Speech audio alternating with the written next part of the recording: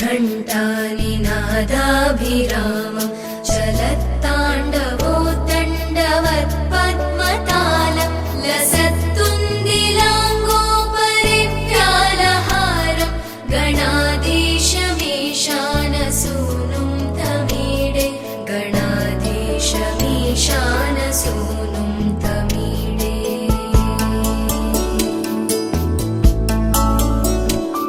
ध्वनिध्वं सवीणालयोलासिवक्त्रं स्फुरच्चुण्डदण्डोलसद्बीजपूरं गलद्गर्भसौगन्ध्यलोलालिमालं गणाधीशमीशानसूनुं तमीडे गणाधीशमीशानसूनुं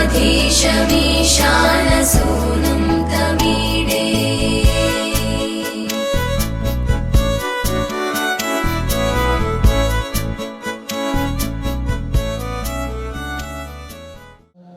व्यापिने नमः ओम नैकात्मने नमः ओम अनेककर्मकृते नमः ओम धनेश्वराय नमः ओम धर्मकृते नमः ओम श्रीधराय नमः ओम श्रीकराय नमः ओम श्रेयसे नमः ओम श्रीमते नमः ओम स्वक्षाय नमः ओम स्वंगाय नमः ओम शतानंदाय नमः ओम नंदये नमः ओम शोधनाय नमः ओम अनिरुद्धाय नमः ओम अप्रतिहताय नमः ओम प्रद्युम्नाय नमः ओम वीराय नमः ओम अनंताय नमः ओम धनंजयाय नमः ओम ब्रह्मण्याय नमः ओम ब्रह्मणे नमः ओम महाकर्मणे नमः ओम महाधीरसे नमः ओम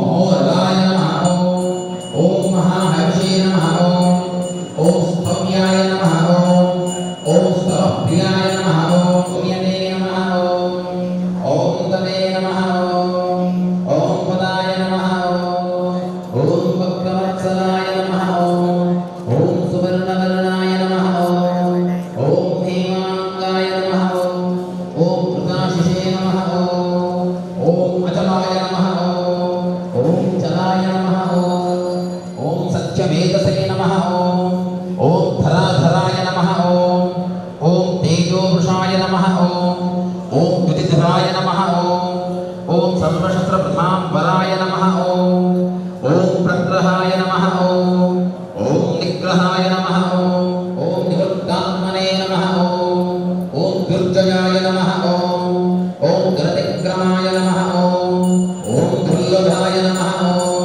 ओम महागत्ताय नमः ओम महाभूताय नमः ओम महानिधये नमः ओम कुमुदाय नमः ओम कुन्दराय नमः ओम अमूर्तये नमः ओम अनघाय नमः ओम सर्वकामदाय नमः ओम आश्रमाय नमः ओम श्रमणाय नमः ओम क्षामाय नमः ओम सर्वसहोनियन्त्रे नमः ओम नियमाय नमः ओम यमाय नमः ओम सत्त्वपते नमः ओम सात्विकाय नमः ओम सत्याय नमः ओम सत्यधर्मपरायणाय नमः ओम ज्योतिषे नमः ओम सुरते नमः ओम हुतपते नमः ओम विभवे नमः ओम प्रवे नमः ओम रविलोचनाय नमः ओम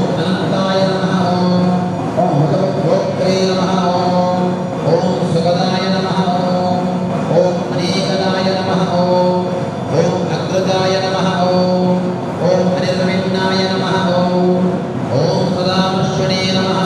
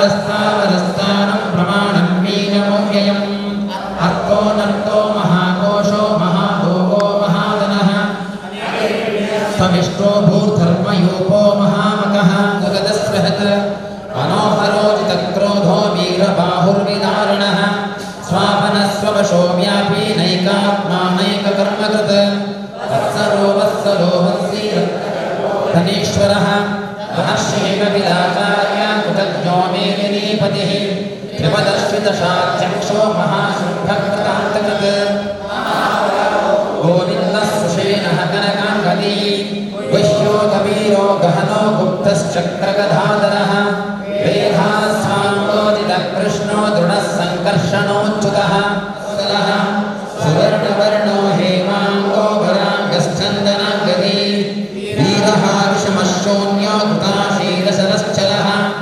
अमानीमानदो मान्यो लोकस्वामी त्रिलोककृत् सुमेधा मेधजोदन्या सत्यमेधादरादरः तेजो वृषोदिर्हः सर्वशस्त्रप्रतापरः हस्तस्थूलो गुणरविर्मिग्गुणो महान् अदृतासृतस्वास्य प्राग्वंशो वंशवर्धनः भारभृत्कथितो योगी योगीशः सर्वकामदः आश्रमाश्रमणं क्षामा सुपर्णो वायुवाहनः धनुर्धरो धनुर्वेदो दण्डो दमैतादमः अपराजितः सर्वसहो नियन्ता नियमो यमः सात्विकः सत्या सत्यधर्मपरायणः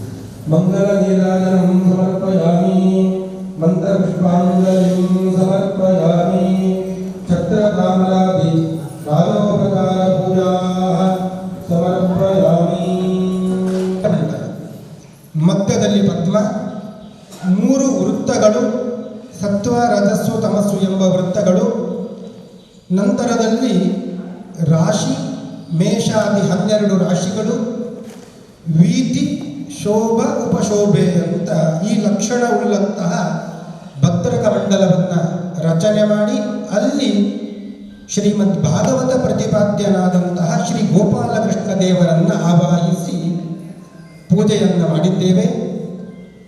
ಎಲ್ಲರೂ ಕೂಡ ಅವರವರು ಅಕ್ಷತೆಯನ್ನು ಮಂತ್ರವನ್ನು ಹೇಳಿ ಶ್ರೀಮದ್ ಭಾಗವತ ಪ್ರತಿಪಾದ್ಯ ಗೋಪಾಲಕೃಷ್ಣ ದೇವರಿಗೆ ಅರ್ಚನೆಯನ್ನು ಮಾಡಿದ್ದೇವೆ.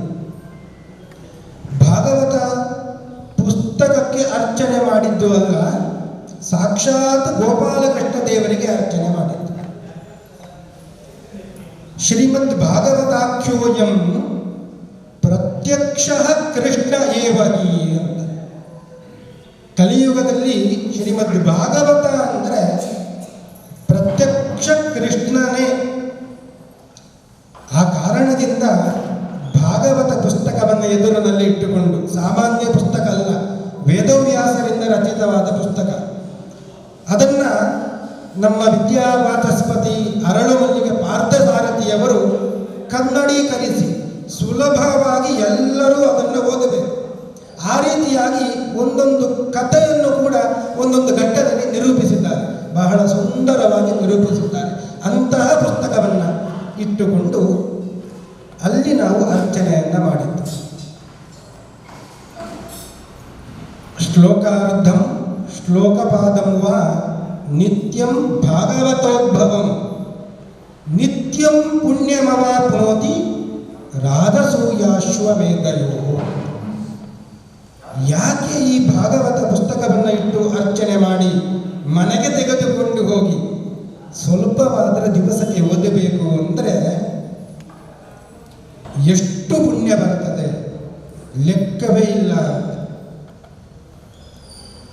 ಒಂದು ಶ್ಲೋಕವನ್ನು ಓದಬೇಕು ದಿವಸದಲ್ಲಿ, ಸಾಧ್ಯ ಇಲ್ಲ. ಅರ್ಧ ಶ್ಲೋಕವನ್ನಾದರೂ ಓದಬೇಕು. ಕೆಲಸದ ಒತ್ತಡದಿಂದ ಅದೂ ಸಾಧ್ಯ ಇಲ್ಲ. ಒಂದು ಪಾದ ಕಾಲು ಭಾಗವನ್ನಾದರೂ ಓದಬೇಕು ಅಂತ. ಶ್ಲೋಕಾರ್ಧಂ ಶ್ಲೋಕ ಪಾದಂ ವಾ ನಿತ್ಯಂ ಭಾಗವತೋದ್ಭವಂ. ಆ ಕಾಲು ಭಾಗ ಶ್ಲೋಕವನ್ನು ಓದಿದ್ರು ಸಾಕು, ನಿತ್ಯ ನಮಗೆ ಪುಣ್ಯ ಬರ್ತದೆ. ಎಷ್ಟು ಪುಣ್ಯ! ಕಲಿಯುಗದಲ್ಲಿ ಯಾರಿಗೂ ರಾಜಸೂಯ ಯಾಗವನ್ನು ಮಾಡಿ, ಅಶ್ವಮೇಧ ಯಾಗವನ್ನು ಮಾಡಿ ಪುಣ್ಯ ಸಂಪಾದನೆ ಮಾಡಲಿಕ್ಕೆ ಸಾಧ್ಯ ಇಲ್ಲ.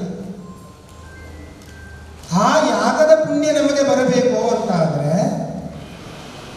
ಕಾಲು ಭಾಗ ಶ್ಲೋಕವನ್ನು ಓದಿದರೆ ಸಾಕು, ರಾಜಸೂಯ ಅಶ್ವಮೇಧ ಯಾಗ ಮಾಡಿದ ಪುಣ್ಯ ನಮಗೆ ಬರ್ತದೆ.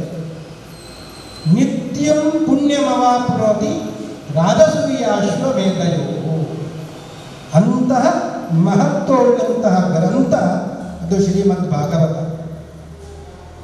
ಕೃಷ್ಣ ಉದ್ಧವನಿಗೆ ಉಪದೇಶ ಮಾಡಿದ. ಉದ್ಧವ ಎಲ್ಲ ಜ್ಞಾನವನ್ನು ಪಡೆದುಕೊಂಡ. ಕೃಷ್ಣ ಪರಂಧಾಮಕ್ಕೆ ಹೋಗ್ತೇನೆ ಅಂತ ಎದ್ದು ನಿಂತಾನೆ. ಉದ್ಧವನಿಗೆ ಸ್ವಲ್ಪ ದುಃಖ ಆಯಿತು. ಕೂಡಲೇ ನಮಸ್ಕರಿಸಿ ಕೃಷ್ಣನಲ್ಲಿ ಕೇಳ್ತಾ ಇಲ್ಲ, ಕೃಷ್ಣ, ನಿನ್ನನ್ನು ನಾವೆಲ್ಲ ನೋಡಿದ್ದೇವೆ, ನಿನ್ನ ಒಟ್ಟಿಗೆ ಎಷ್ಟು ಕಾಲ ಇದ್ದೆವು, ನಿನ್ನಿಂದ ಬೇಕಾದಷ್ಟು ಜ್ಞಾನವನ್ನು ಪಡೆದುಕೊಂಡಿದ್ದೇವೆ, ನಿನ್ನ ಅನುಗ್ರಹ ನಮಗೆಲ್ಲ ಆಗಿದೆ. ಮುಂದೆ ಕಲಿಯುಗ ಬರ್ತದೆ. ಕೃಷ್ಣ, ನೀನು ಅವತಾರ ಸಮಾಪ್ತಿ ಮಾಡಿ ಹೋದ ಮೇಲೆ ಕಲಿಯುಗ ಪ್ರಾರಂಭ. ಮತ್ತೆ ನೀನು ಈ ಭೂಮಿಗೆ ಇಲ್ಲಿಗೆ ಬರುವುದಿಲ್ಲ. ನಿನಗೆ ವೇದ ಪುರಾಣಗಳು ಕೊಂಡಾಡುತ್ತಾ ಇವೆ, ತ್ರಿಯುಗ ಹೂತಿ ಅಂತ. 3 ಯುಗದಲ್ಲಿ ಮಾತ್ರ ಅವತಾರ ಮಾಡುವವ ನೀನು ಅಂತ. ಕಲಿಯುಗದಲ್ಲಿ ಅವತಾರ ಮಾಡುವುದಿಲ್ಲ, ನಿನ್ನ ಕಾರ್ಯ ಸಮಾಪ್ತಿಯಾಗಿದೆ. ಜಾತಃ ಕಂಸ ವಧಾರ್ಥಾಯ ಭೂಭಾರ ಹರಣಾಯ. ಎಲ್ಲ ದೈತ್ಯರ ಸಂಹಾರ ಆಯಿತು, ಭೂಮಿಗೆ ಭಾರ ಅಂತ ಏನು ಇದೆ ಅದನ್ನು ನೀನು ಪರಿಹಾರ ಮಾಡಿದ್ದಿ, ನಿನ್ನ ಕೆಲಸ ಆಯಿತು ಅಂತ ಹೊರಡುತ್ತಾ ಇದ್ದಿ. ಕಲಿಯುಗದಲ್ಲಿ ಬೇಕಾದಷ್ಟು ಸಜ್ಜನರೆಲ್ಲ ಇರ್ತಾರೆ, ನಿನ್ನ ಭಕ್ತರು. ಅವರಿಗೆ ನಿನ್ನ ಅನುಗ್ರಹ ಹೇಗೆ ಅಂತ ಕೇಳಿದಾಗ ಕೃಷ್ಣ ನಮ್ಮೆಲ್ಲರ ಅನುಗ್ರಹ ಮಾಡಬೇಕು ಅಂತ ಉದ್ದೇಶದಿಂದ ಸ್ವಕೀಯಂ ಯತ್ ಭವೇ ತೇಜೋ ತಚ್ಚ ಭಾಗವತೆ ದದಾತಿ ತಿರೋಧಾಯ ಪ್ರವಿಷ್ಟೋಯಂ ಶ್ರೀಮದ್ ಭಾಗವತಾರ್ಣವಂ. ಭಗವಂತ ಕೃಷ್ಣ ತನ್ನ ತೇಜಸ್ಸು ಅಂತ ಏನಿದೆ ಅದೆಲ್ಲವನ್ನು ಕೂಡ ಭಾಗವತದಲ್ಲಿ ಇಟ್ಟ. ಯಾರಿಗೂ ಕಾಣುತ್ತದ? ಯಾರಿಗೂ ಕಾಣುವುದಿಲ್ಲ. ತಿರೋದಾಯ ಪ್ರವಿಷ್ಟ ಅಯಂ. ಶ್ರೀಮದ್ ಭಾಗವತ ಎಂಬ ಸಮುದ್ರವನ್ನ ಯಾರಿಗೂ ಕಾಣದ ರೀತಿಯಲ್ಲಿ ಪ್ರವೇಶ ಮಾಡಿದ ಅಂತ. ತಿರೋದಾಯ ಪ್ರವಿಷ್ಟ ಅಯಂ. ಕಾಣುವುದಿಲ್ಲ ಅಂತ ಮಾತ್ರಕ್ಕೆ ಕೃಷ್ಣ ಇಲ್ಲ ಅಂತ ಅರ್ಥ ಅಲ್ಲ. ಆ ಭಾಗವತ ಎಂಬುವಂಥದ್ದು ಭಗವಂತನ ವಾಂಗ್ಮಯ ಮೂರ್ತಿ. ಅಂತಹ ಭಾಗವತದಲ್ಲಿ ಕೃಷ್ಣನ ಸನ್ನಿಧಾನ ಪೂರ್ಣವಾಗಿ ಇದೆ. ಆ ಪುಸ್ತಕವನ್ನು ಇಟ್ಟು ಪೂಜೆ ಮಾಡಿದ್ರೂ ಸಾಕು, ಭಾಗವತ ಶ್ರವಣ ಪಠಣದ ಪುಣ್ಯ ನಮಗೆ ಬರುತ್ತದೆ. ಆ ಉದ್ದೇಶದಿಂದಲೇ ಇವತ್ತು ಶ್ರೀಮದ್ ಭಾಗವತ ಪುಸ್ತಕಕ್ಕೆ ನಾವು ಅರ್ಚನೆ ಮಾಡಿದ್ದು. ಅಂದರೆ ಸಾಕ್ಷಾತ್ ಕೃಷ್ಣ ಪರಮಾತ್ಮನಿಗೆ ಅರ್ಚನೆ ಮಾಡಿದ್ದು. ಯಾವುದರಿಂದ? ಈ ಸತ್ಸಂಗವೇ ವಿಷ್ಣು ಸಹಸ್ರನಾಮ ಸತ್ಸಂಗ. ವಿಷ್ಣು ಸಹಸ್ರನಾಮವನ್ನು ಪ್ರತಿ ಬಾರಿಯೂ ಪಾರಾಯಣವನ್ನು ನಾವೆಲ್ಲ ಮಾಡ್ತಾ ಇದ್ದೇವೆ. ಇವತ್ತು ನಮ್ಮ ದೇಶವನ್ನು ಕಾಯುವ ಯೋಧರ ಸಲುವಾಗಿ ಅವರ ಮೂಲಕ ದೇಶದ ರಕ್ಷಣೆ, ನಮ್ಮೆಲ್ಲರ ರಕ್ಷಣೆಗಾಗಿ ವಿಷ್ಣು ಸಹಸ್ರನಾಮದ ಅರ್ಚನೆ. ಒಂದೊಂದು ನಾಮಕ್ಕೂ 100ಕ್ಕೆ ಕಡಿಮೆ ಇಲ್ಲದ ಅರ್ಥ ಇದೆ ಅಂತ ಶ್ರೀಮನ್ ಮಧ್ವಾಚಾರ್ಯರು ಇದನ್ನು ಪ್ರತಿಪಾದನೆ ಮಾಡಿದ್ದಾರೆ, ತೋರಿಸಿದ್ದಾರೆ ಕೂಡ. ಅಂತಹ ಸಹಸ್ರನಾಮಾರ್ಚನೆಯನ್ನು ನಾವೆಲ್ಲರೂ ಕೂಡ ಸೇರಿಕೊಂಡು ಇವತ್ತು ಮಾಡಿದ್ದು. ಈ ಸತ್ಸಂಗ ಪ್ರಾರಂಭ ಆಗಲಿಕ್ಕೆ ಕಾರಣ ಏನು ಅಂದರೆ ಪರಮ ಪೂಜ್ಯ ವಿಶ್ವೇಶ ತೀರ್ಥ ಶ್ರೀಪಾದಂಗಳು ಎಲ್ಲರೂ ಕೂಡ ಈ ಸಹಸ್ರನಾಮವನ್ನು ಪಾರಾಯಣ ಮಾಡಬೇಕು ಅಂತ ಅವರು ಮುಖ್ಯ ಪ್ರೇರಕರು. ಅವರು ಒಂದು ಕಥೆಯನ್ನು ಹೇಳ್ತಾ ಇದ್ದಾರೆ. ಶ್ರೀಮದ್ ಭಾಗವತ ಅದನ್ನು ನಾವು ಇವತ್ತು ಈ ಸತ್ಸಂಗದ ದ್ವಿತೀಯ ವಾರ್ಷಿಕೋತ್ಸವದ ಅಂಗವಾಗಿ ಸಮ್ಮೇಳನವನ್ನು ಏನು ಮಾಡಿದ್ದೇವೆ, ಈ ಭಾಗವತ ಮಹಾತ್ಮೆ ಅದು ಎಷ್ಟು ಇದೆ ಅಂತ ಶ್ರೀಪಾದಂಗಳವರು ಒಂದು ಕಥೆಯನ್ನು ಯಾವಾಗಲೂ ಹೇಳ್ತಾ ಇದ್ದಾರೆ. ದಾಸರು ಹೇಳ್ತಾರೆ, ಅಂಗಳದೊಳು ರಾಮ ನಾಡಿದ, ಚಂದ್ರ ಬೇಕೆಂದು ಹಠ ಮಾಡಿದ ಅಂತ ಈ ಕಥೆಯನ್ನು ಉದಾಹರಣೆಯಾಗಿ ಕೊಡ್ತಾ ಇತ್ತು. ರಾಮಚಂದ್ರ ಪುಟ್ಟ ಮಗು ಚಂದ್ರ ಬೇಕು ಅಂತ ಹಠ ಮಾಡಿದ ಅಂತ.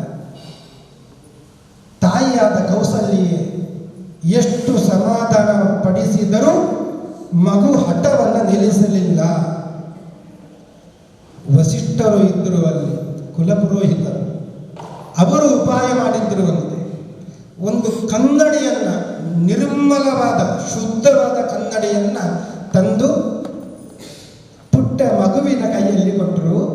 ಹುಣ್ಣಿಮೆಯ ಚಂದ್ರ, ದೂರದ ಚಂದ್ರ ಪುಟ್ಟ ರಾಮನ ಕೈಗೆ ಬಂದ. ಕನ್ನಡಿಯಲ್ಲಿ ಚಂದ್ರಮನನ್ನು ಕಂಡು ರಾಮಚಂದ್ರನ ಅಳು ನಿಂತಿತು ಅಂತೆ. ಇದು ದಾಸರು ಹೇಳುವ ಕತೆ. ಇದನ್ನ ಉಪಮೆಯಾಗಿ ಶ್ರೀಪಾದಂಗಳವರು ಕೊಡ್ತಾ ಇದ್ರು. ನಮಗೆಲ್ಲರಿಗೂ ಕೂಡ ಅಳು ಇದೆ. ರಾಮಚಂದ್ರನಂತೆ ನಮಗೂ ಕೂಡ ಅಳು. ಏನು ಅಳವು? ಸಂಸಾರ ಬಂಧನದಲ್ಲಿ ಬಿದ್ದಿದ್ದೇವೆ, ಎಷ್ಟು ದುಃಖ ಪಡ್ತಾ ಇದ್ದೇವೆ, ಎಷ್ಟು ಕಷ್ಟ ಪಡ್ತಾ ಇದ್ದೇವೆ. ಇದು ನಮ್ಮ ಅಳು. ಈ ಅಳು ನಿಲ್ಲಬೇಕು. ಈ ಅಳು ನಿಲ್ಲಬೇಕು ಅಂತಾದರೆ ರಾಮಚಂದ್ರನ ಕೈಗೆ ದೂರದಲ್ಲಿ ಇರುವ ಚಂದ್ರ ಬಂದ ಹಾಗೆ ನಮಗೂ ಕೂಡ ದೂರದಲ್ಲಿರುವ ಭಗವಂತ ಓಡಿ ಬರಬೇಕು. ಆಗ ನಮ್ಮ ಈ ಅಳು ನಿಲ್ಲುತ್ತದೆ. ದೂರದಲ್ಲಿ ಇರುವ ಭಗವಂತ ಓಡಿ ಬರುವುದು ಹೇಗೆ? ನಮ್ಮ ಕೈಗೆ ಸುಲಭವಾಗಿ ಭಗವಂತ ಸಿಗುವುದಿಲ್ಲ. ಆಗ ನಾವು ಕೂಡ ಕನ್ನಡಿಯನ್ನು ಇಟ್ಟುಕೊಳ್ಳಬೇಕು. ಆ ಕನ್ನಡಿಯಲ್ಲಿ ಚಂದ್ರಮ ಕಂಡಂತೆ ಇಲ್ಲಿ ಕನ್ನಡಿ ಅಂದರೆ ಅಂತಃಕರಣ, ಹೃದಯ. ಈ ಹೃದಯದಲ್ಲಿ ಭಗವಂತ ಕಾಣುತ್ತಾನೆ. ದೂರದಲ್ಲಿ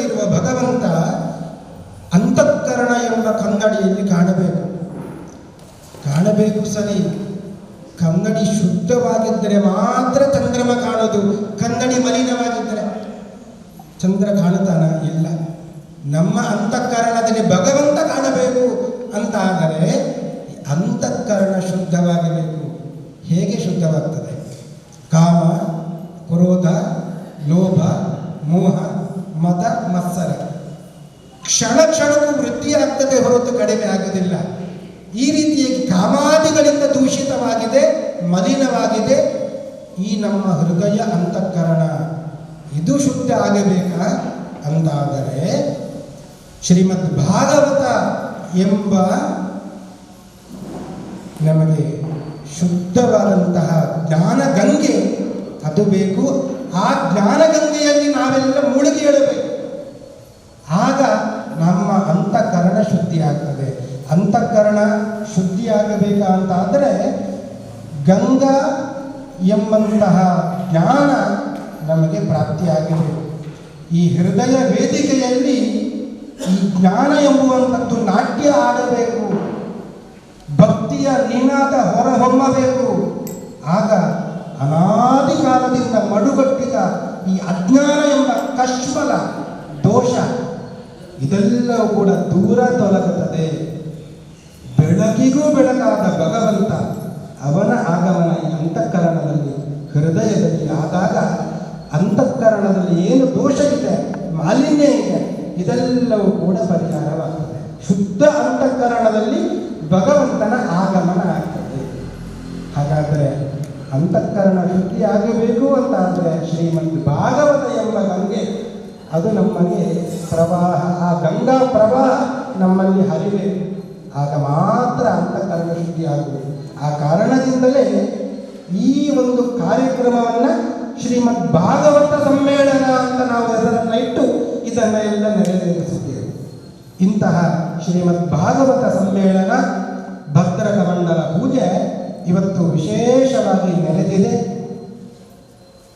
ಇವತ್ತು ಎಲ್ಲರೂ ಕೂಡ ಸೇರಿಕೊಂಡು ನಮ್ಮ ವಿದ್ಯಾವಾಚಸ್ಪತಿ ಅರಳು ಮಲ್ಲಿಗೆ ಪಾರ್ಥಸಾರಥಿಯವರ ವಿಶೇಷ ಮಾರ್ಗದರ್ಶನದಲ್ಲಿ ಇಷ್ಟೆಲ್ಲ ಸತ್ಕರ್ಮವನ್ನು ಏನು ಮಾಡಿದ್ದೇವೆ, ಇದರಲ್ಲಿ ಏನಾದರೂ ದೋಷಗಳು ಇದ್ದರೆ ಭಗವಂತ ಅದನ್ನು ಮನ್ನಿಸಿ ಈ ಪೂಜೆಯ ಫಲವನ್ನು ನಮ್ಮ ದೇಶದ ನಾಯಕನಿಗೆ, ನಮ್ಮ ದೇಶವನ್ನು ಗಡಿಭಾಗದಲ್ಲಿ ಕಾಯುವಂತಹ ಯೋಧರಿಗೆ ಅನುಗ್ರಹ ಮಾಡಿಕೊಟ್ಟು ಎಲ್ಲ ಸೈನಿಕರ, ವಿಶೇಷವಾಗಿ ಭೂಸೇನಾ, ಜಲಸೇನಾ, ವಾಯುಸೇನಾ ಇತ್ಯಾದಿ ಸೇನಾ ನಾಯಕರಿಗೆ, ಎಲ್ಲ ಸೈನಿಕರಿಗೆ ಆ ಭಾಗವತ ಪ್ರತಿಪಾದ್ಯ ಗೋಪಾಲಕೃಷ್ಣ ದೇವರು ಮನೋಬಲ, ದೇಹಬಲ, ಶೌರ್ಯ, ಧೈರ್ಯ, ಪರಾಕ್ರಮ, ಆರೋಗ್ಯ, ಆಯುಷ್ಯಾದಿಗಳನ್ನು ಅನುಗ್ರಹಿಸಿ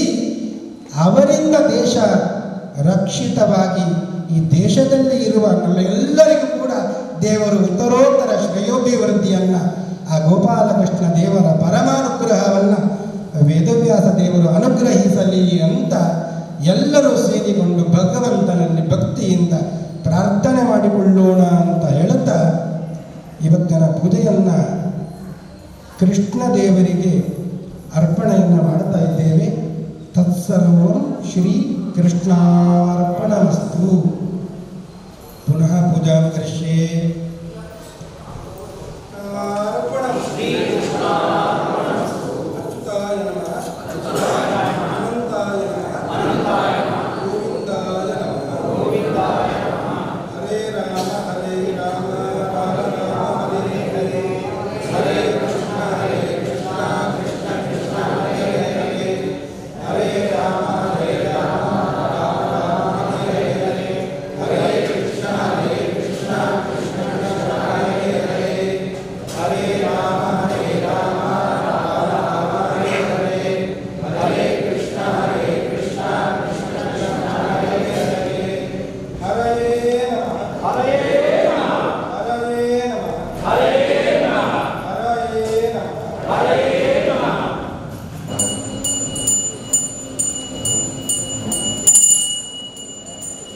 ನಾವೆಲ್ಲರೂ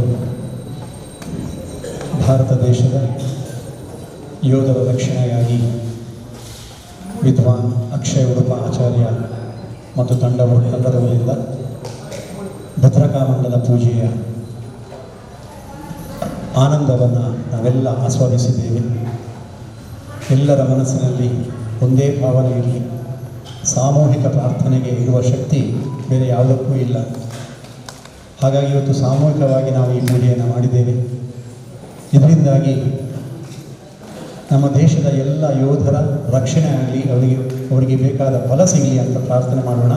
ಎಲ್ಲರೂ ಮನಸ್ಸಿನಲ್ಲಿ ಆ ಪ್ರಾರ್ಥನೆಯನ್ನು ಗಟ್ಟಿ ಮಾಡಿಕೊಳ್ಳಿ. ನೀವೇನು ಅರ್ಚನೆ ಮಾಡಿದ್ದ ಅಕ್ಷತೆಯನ್ನು ಮೂಲಮಂಡಲದಲ್ಲಿ ಅರ್ಪಿಸಿದ್ದಾರೆ ಆಚಾರ್ಯರು, ಅದನ್ನು ಪ್ರಸಾದ ರೂಪವಾಗಿ ನಿಮಗೆ ನೀಡ್ತಾರೆ. ಎಲ್ಲರೂ ಸಾಲಾಗಿ ಏನು ತಕರಾರು ಮಾಡದೆ ಸಾಲಾಗಿ ಆ ಕಡೆಯಿಂದ ಬಂದು ಮಂಡಲವನ್ನು ವೀಕ್ಷಿಸಿ ಈ ಕಡೆಯಿಂದ ಹೋಗಿ ಸೀದಾ AC ರೂಮಿಗೆ ಹೋಗಿ ಅಲ್ಲಿ ಉಪಹಾರದ ವ್ಯವಸ್ಥೆ ಇದೆ, ಅಲ್ಲಿ ಉಪಹಾರವನ್ನು ಸ್ವೀಕರಿಸಿ 9:00 ಸರಿಯಾಗಿ ಮೇಲೆ ಕೋದಂಡರಾಮ ವೇದಿಕೆ ಹತ್ರ ಕಾರ್ಯಕ್ರಮ ಇದೆ. ಎಲ್ಲರೂ ಅಲ್ಲಿ ಉಪಸ್ಥಿತರಿರಬೇಕು.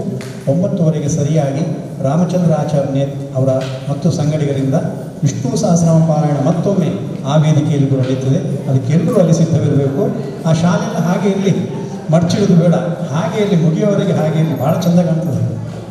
ಆ ಶಾಲೆ ಹಾಗೆ ಇಲ್ಲಿ ನಾವು ಗೊತ್ತಾಗಬೇಕಲ್ಲ, ನಾವು ಗ್ಲೋಬಲ್ ವಿಷ್ಣು ಸಹಸ್ರನಾಮ ಸತ್ಸಂಗ ಪ್ರದರ್ಶನ ಅನ್ನೋದು ಹೆಂಗೆ ಗೊತ್ತಾಗೋದು. ಆ ಶಾಲೆ ತೆಗಿಬೇಡಿ, ಎಲ್ಲ ಶಾಲೆ ಹಾಕೊಂಡೇ ಇರಿ, ಪೂರ್ತಿ ಕಾರ್ಯಕ್ರಮ ಮುಗಿಯುವವರೆಗೆ ಹಾಗೆ ಇರಲಿ.